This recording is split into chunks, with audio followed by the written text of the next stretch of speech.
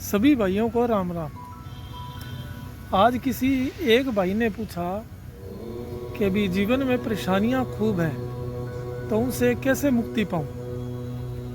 तो जीवन में आने वाली परेशानियां तो अपने प्रारब्ध पर निर्भर करती हैं, फिर भी शास्त्र आज्ञा से कुछ एक कर्म ऐसे हैं जिनसे हम उन पाप कर्मों को जल्दी नष्ट करके या परेशानियों से दुखों से मुक्ति पा सकते हैं। आज के समय में हर इंसान किसी ना किसी प्रकार के दुख से दुखी है, चाहे वो धन का दुख हो, चाहे वो घर में बीमारियों की बात कर लो या गृह क्लेश हो।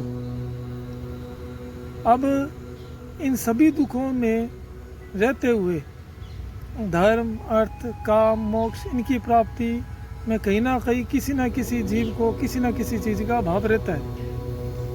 आज के समय में भगवान शंकर महादेव एक ऐसे देव हैं जो किसी को कुछ भी सहज में दे सकते हैं बिना मांगे, और धर्म, अर्थ, काम, मोक्ष की प्राप्ति के साथ साथ मुक्ति तक भी इंसान की कर देते हैं। भगवान शंकर एक ऐसे देव है जो किसी को कुछ भी सहज ही दे देते हैं बिना मांगे। अभी हर इंसान शिवालय जाता है, पूजा पाठ करता है, अपनी दैनिक दिनचर्या कर रहा है, और फिर भी उसके जीवन में कोई ना कोई परेशानी है।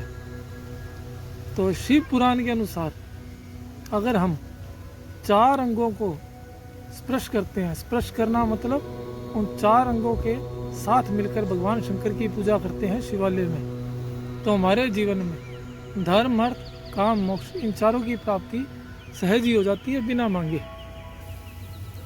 शिव पुराण के अनुसार ऐसे वो कौन से 4 काम हैं जिनको करने से धर्म, अर्थ, काम, मोक्ष की प्राप्ति सहज में हो जाए, सीधी भाषा में कहे तो जीवन आसान हो जाए। उसमें से पहला है रुद्राक्ष का स्पर्श। जब भी हम शिवालय जाते हैं, चाहे हम रुद्राक्ष धारण करें या नहीं, शिवालय जाते समय हमें चाहिए भी हम हाथ पर ब्रेसलेट के रूप में, गले में किसी भी तरीके से एक या माला के रूप में रुद्राक्ष को धारण करें। दूसरा, मस्तक पर भस्म का तिलक। भस्म का तिलक अपने देखते हैं अभी शिवालय में लगभग लोग चंदन का तिलक लगाते हैं, वो बुरा नहीं है, पर भस्म के तिलक का शास्त्र आज्ञा से बताया है। ये मस्तक पर भस्म का तिलक होना चाहिए। ये 2 अंग हुए। पहला रुद्राक्ष का स्पर्श और दूसरा भस्म का तिलक। अब बात करते हैं तीसरे की। तीसरा अंग है पंचाक्षर का जाप। हम देखते हैं कि मंदिर में लोग राम राम, हर हर महादेव, बम बम भोले, ओम नमः शिवाय इन सभी का जाप करते हैं।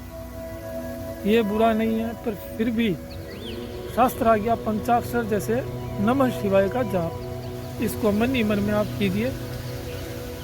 और चौथा है भगवान को जल, दूध, दूर्वा जो भी आप अपनी इच्छा अनुसार अर्पित करना चाहते हैं, वो कुछ भी नहीं तो खाली जल ही उसको आप अर्पित कीजिए। आप देखेंगे इन चारों कार्यों को करके आप अपने दैनिक दिनचर्या में भगवान शिव महादेव की पूजा को जोड़िए और धीरे धीरे आपके जीवन में बदलाव होने लगेगा। ये मेरा कहना नहीं है, ये शिव पुराण की आज्ञा है, और शिव पुराण में कही गई बात गलत नहीं होगी। समय